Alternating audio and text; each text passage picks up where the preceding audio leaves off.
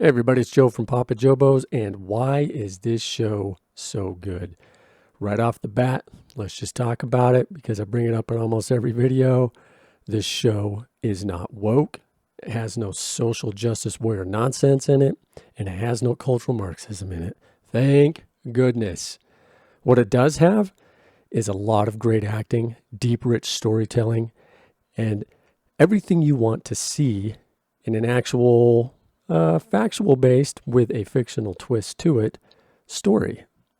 This is a story that's set between 9th and 10th century England when all of England was not united. It's based on a series of books written by Bernard Cornwell. First off, it is true to the time frame, true to itself. It doesn't do any of the crazy swaps that we have seen in so many other shows. Now, I haven't read the books, but I have read some of the cliff notes on them.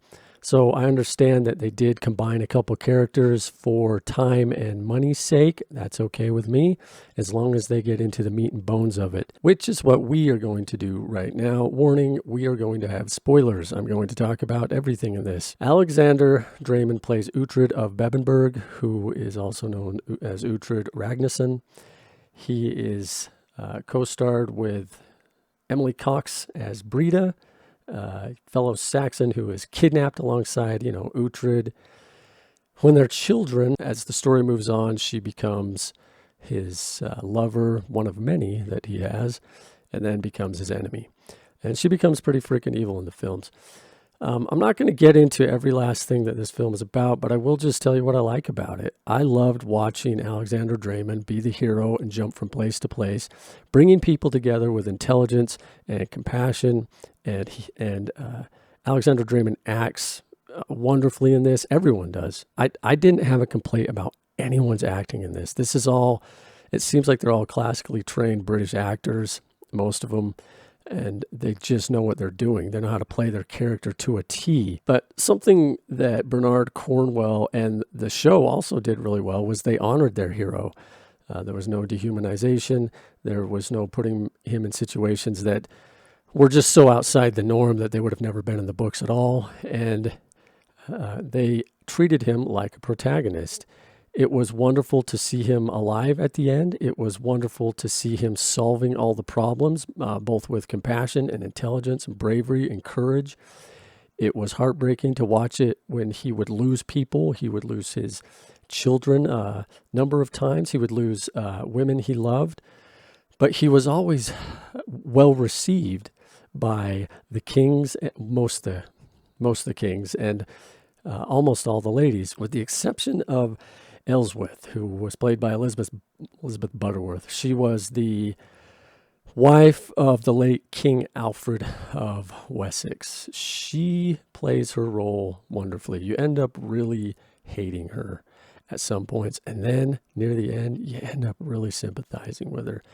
A broad-reaching story arc that starts with maybe ignorance and anger and stubbornness, ends with someone who is humble, fairly kind, brave, and willing to compromise when it's needed. Now, there are a number of great characters in this show. You have to be really talented and be able to write a story really well to get a great character across. I think a lot of the Vikings could be considered great characters, but it's written so well that there's nothing wrong with doing that. I know some people like them. They're not my favorite types of characters because I think in the end, most great characters are written as good and evil, and it takes a very talented person to write a proper great character. These guys really fit that role. They kind of toe the line between being good and bad and make some really great decisions and some really bad ones. But there's reasons behind why they do it, and the reasons actually make sense. And those reasons are often rooted in deep emotion, backgrounds where people have known each other for years, having to reconcile their faith with the current political climate, which is one of kings trying to unite a country in any way they can.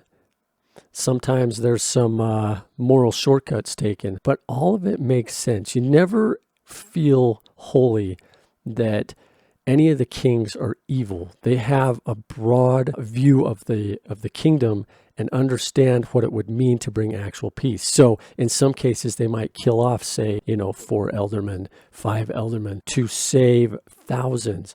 That's a dilemma that most people would never want to face in their life, but that's something a king would have to do. We also get the backstory to almost every single character in this show, and they all make sense on some level. You have a lot of the women who were saved by Uhtred falling for Uhtred, and then you have a lot of those women dying, some of them after having kids with them. And there's a lot of great storytelling written around that, a lot of deep emotion, a lot of heroics, somewhat questionable behavior coming out of those situations.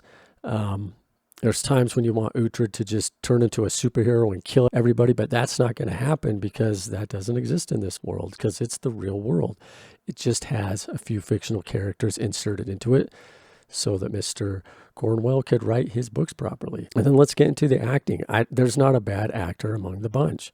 There just isn't. They're all wonderful from top to bottom, from side characters all the way up to the main characters, Breida and Uhtred. The last season, though, has a few shortcomings that the other ones didn't. There's some storylines that weren't quite fledged out the way that I thought they should be. It was rushed, but I think it had to be because they had committed to only making it 5 seasons. And so it would make sense that they had some storylines that didn't quite pan out all the way in the end. But that is nitpicking. I mean, you have to nitpick to find anything wrong with this show. It is brutal. It is loving. It is compassionate.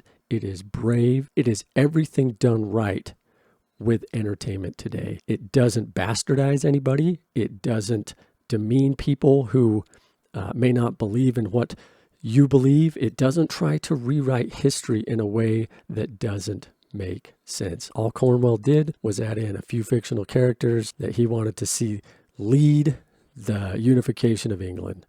And it's a fascinating storyline. I recommend it on every level. It is a 10 out of 10. And if you're skipping it, you're missing out on a lot. In the end, this show does what so many other modern day shows don't or won't do. And that is simply to honor the hero's arc.